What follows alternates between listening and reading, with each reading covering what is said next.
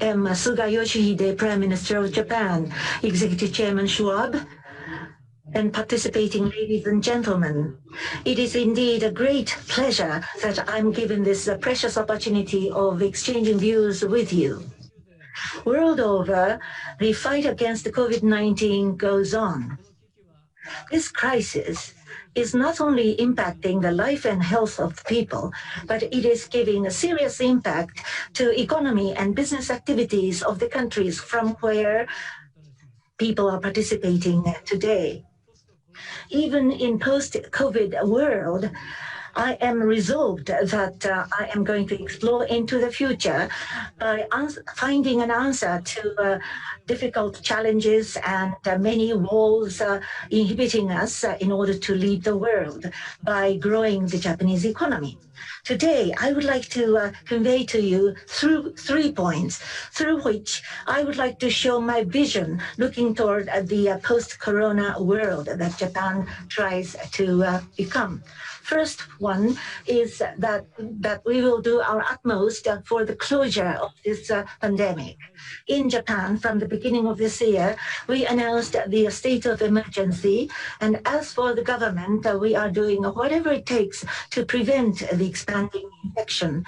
By benefiting the cooperation from the citizen at large, I am standing in the front line of the battle. I am liaising with the municipal stakeholders, and I am determined to ride over this difficulty. No one's health is left behind. This is the motto of universal health coverage. In order to accomplish that, including the developing nations, we must ensure the equitable access to vaccines and the like. It's very important. As one of the co-sponsors of ACT Accelerator, Japan has been advancing this multilateral framework, and we will continue to do so. In terms of funding, in order to strengthen the vaccine supply, to the assistance to the developing nations of COVAX facility, we have pledged the contribution of more than $130 million, and we plan to enhance this amount going forward. We must take lessons from this experience. We must prepare ourselves for the future crisis. With that viewpoint in mind, we attach great importance to the fact that WHO is going to steadfastly implement scientific survey and verification in a transparent manner. And to this important point, Japan will render proactive cooperation. The second point that I wish to convey, it is about my resolve that Japan is to take initiative in building a new prime mover or the new engine for the growth that would give hope for the future of the Japanese and the global economy. The key to this is the word green and digital. First, about green. My administration declared last year that we go carbon neutral by 2050. Toward that goal, at the end of last year, we compiled our green growth strategy, for each of the 14 priority sectors like ocean wind farms and hydrogen, we have set a high objective. By turning such objectives into reality by 2050, we would have the economic impact to the tune of 190 trillion yen and expect job creation for the 15 million people. Environmental measures are no longer economic constraint. Rather, they substantially transform the socio-economy, generating robust growth. That is what Japan, ahead of other countries, would like to show to the world. The government will make an initial daring step forward, first step. We will totally mobilize all possible policy measures, such as a newly created 2 trillion yen fund and tax measures, as well as a regulatory reform standardization and international collaboration all mobilized, thereby urging bold investment and innovation of private companies and generate transformation of industrial structures and robust growth. We will be supporting innovative technology development such as low-cost storage batteries and next-generation photovoltaic power generation with all conceivable measures like 2 trillion yen fund. In order to accomplish carbon neutral goal, we must have decarbonization in the power sector. We will be moving forward decisive enhancement of renewable energy such as hydrogen and ocean wind farm. Regarding the electrified vehicles, by 2035, we will achieve 100% of electrified vehicles amongst the new passenger vehicle sales. And Japan will present an ambitious objective for 2030 before COP26. We will enhance the level of international collaboration through joint research, international standard setting, and infrastructure cooperation, etc. By so doing, we are resolved to advance world's decarbonization. And next comes the theme of digital. The pandemic exposed a multitude of challenges in the process of digitalization. Japan will accelerate and regain the delay in full steam the reform in the process of digitalization. The digital nation is the state that we want to accomplish. The digital agency will be established as the command center directly reporting to me, the Prime Minister, and it will commence its activities and work this autumn. We will integrate and standardize local municipalities' systems in 5 years, looking toward the nationwide transition to cloud. We will support private businesses from tax system when they make investments for digitalization, ranging from the development of in-house software, production, distribution, to marketing of those products.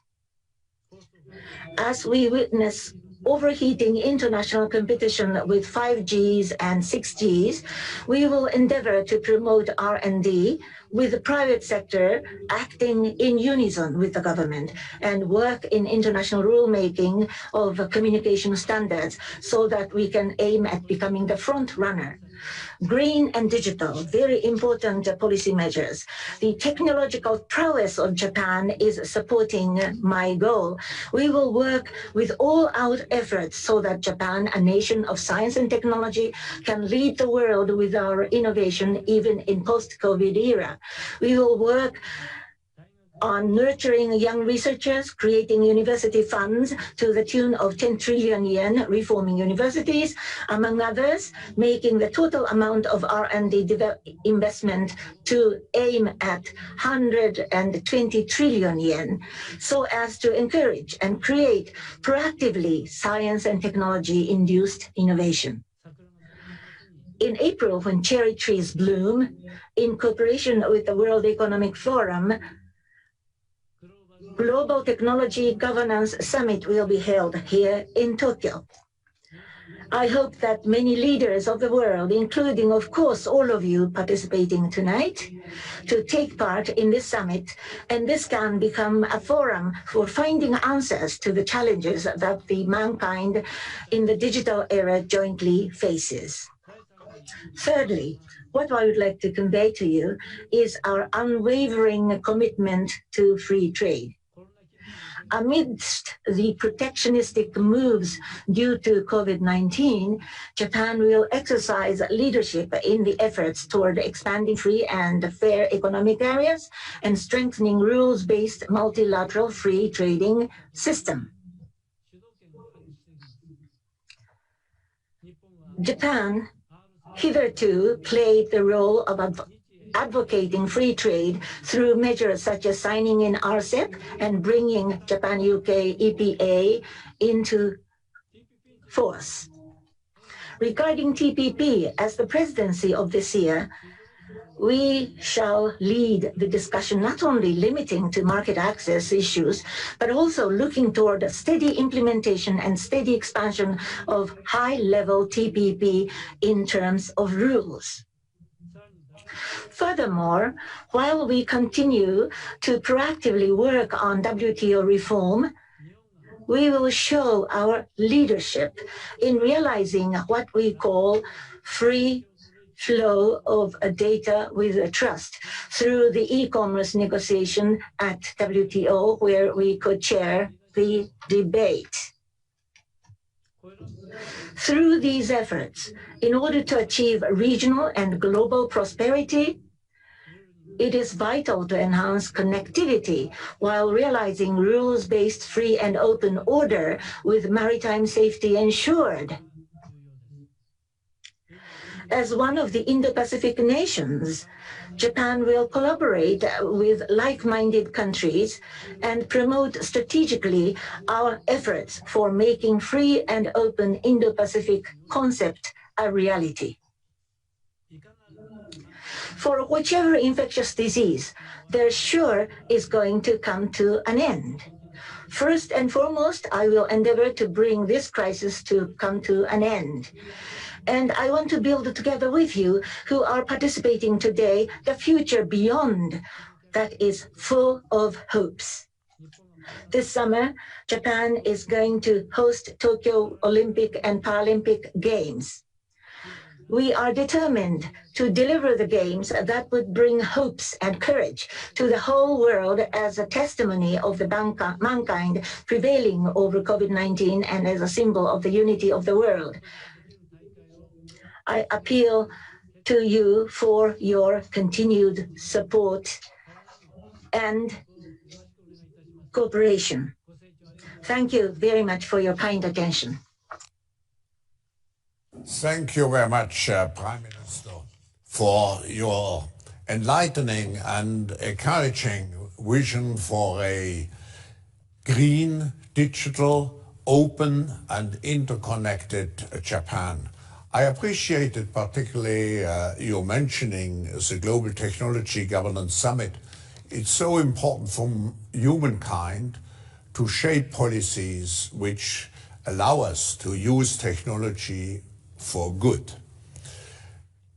Prime Minister, let me take this opportunity to follow up and ask you some questions.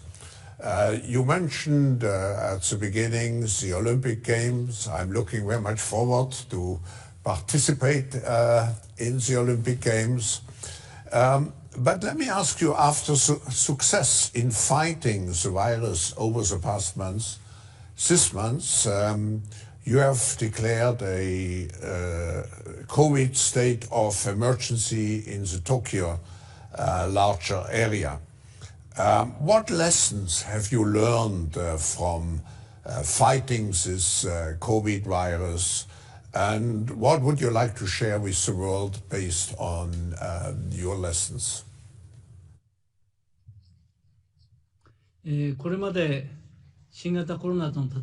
Yes, it is true that we have learned many lessons in our battle against COVID-19. First of all, the importance of thorough implementation of basic countermeasures, including facial masks, washing hands, and avoiding the 3 C's: closed spaces, crowded places, and close contact settings. These are really basic countermeasures, but when each and every citizen implements these very basic measures, it will become the most powerful countermeasure. And secondly, the importance of cluster measures, counter-cluster measures. 80% of those who have become positive do not infect others, but the remaining 20% of positive cases infect high number of people. So if we can control these 20%, we can prevent the spread of infection. We are dispatching experts to facilities where clusters of infection had emerged, and we are analyzing the causes to implement strong countermeasures. 3, we must control the risk of infection at places where food and beverage services are provided. According to experts, whilst there are various scenes in people's daily lives, the highest risk for infection emerges in places where food and beverage services are provided. So these facilities must be targeted to provide for countermeasures. In some parts of Japan, we have issued state of emergency declaration and robust countermeasures are in place. To all business owners, we did not request the suspension of business to all businesses. Rather, we targeted restaurants and bars and requested shortening their business hours. With the season being winter, the number of new cases is still high in Japan, so we want to place the infection and COVID pandemic under control as quickly as possible to enable the people to regain a safe lifestyle. We are injecting utmost efforts for that purpose. Thank you. We see you are making all the efforts to have safe and healthy games. We see an emergence of new waves around the world. We see certain challenges related to vaccine access and distribution. How confident are you, if I may ask you directly, how confident are you to conduct those games? And how can you ensure the world about the true safety and health of those games? And I have to say, Prime Minister, we are in a similar situation because we are planning, as you know, our special annual meeting in Singapore just before the games. And I have to say, we are very confident that we can conduct our special meeting. But how confident are you?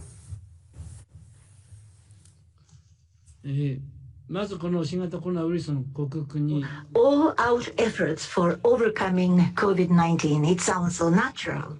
Regarding the Tokyo Games, Olympic and Paralympic Games, this is going to be the testimony of humankind prevailing over COVID-19. So we are resolved to deliver the games in safe and secure manner. Last year, I met with President Park of IOC, and we agreed about the delivery of Tokyo Games for sure, and we will continue to collaborate and cooperate very closely. In order to realize safe and secure games, the infection countermeasures are of paramount importance. So we are in the process of studying the concrete substance and contents of what we can do about it. Tokyo Metropolitan Government, Tokyo 2020 Organizing Committee, and IOC. So there is a close collaboration between these three parties, and preparation is going on solidly looking toward the games.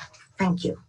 Prime Minister, I'm sure that the millions of people who like sports, who practice sports, are delighted to hear you and to hear your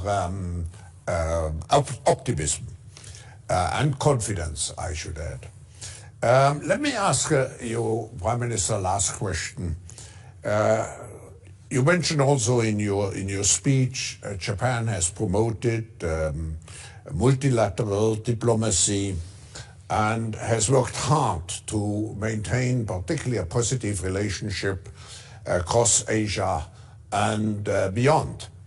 Given the COVID-19 crisis and general geopolitical instability, especially with US-China tensions, what is your plan? How can you, Prime Minister, enhance international collaboration?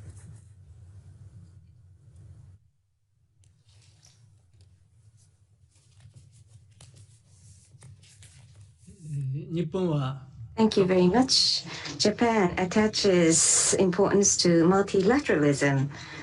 We, together with the international community, will live up to the challenge of the global issues in order to realize a united world. The Japan-US alliance is an axis of Japan's diplomacy and security policy. We will further strengthen our alliance with the United States under the Biden administration as well. We will also strengthen our partnership with countries with whom we share fundamental values, including ASEAN, Australia, India, and European countries. We will take every possible opportunity available, such as the Japan, US, Australia, India talks, to promote strategically the realization of a free and open Indo-Pacific. At the same time, we will endeavor to establish a stable relationship with our neighboring countries, including China and Russia. With the COVID-19 pandemic, solidarity of the global community has become ever more important. So we will lead efforts in such areas as global health, realization of a green community, and digital transformation to create a post-corona order. Thank you. Thank you very much, Prime Minister. This officially concludes the public part of our session. We will have a follow-up dialogue with the Prime Minister. Those who participate in this follow-up dialogue, please connect through Toplink, and we will restart the session in 1 minute.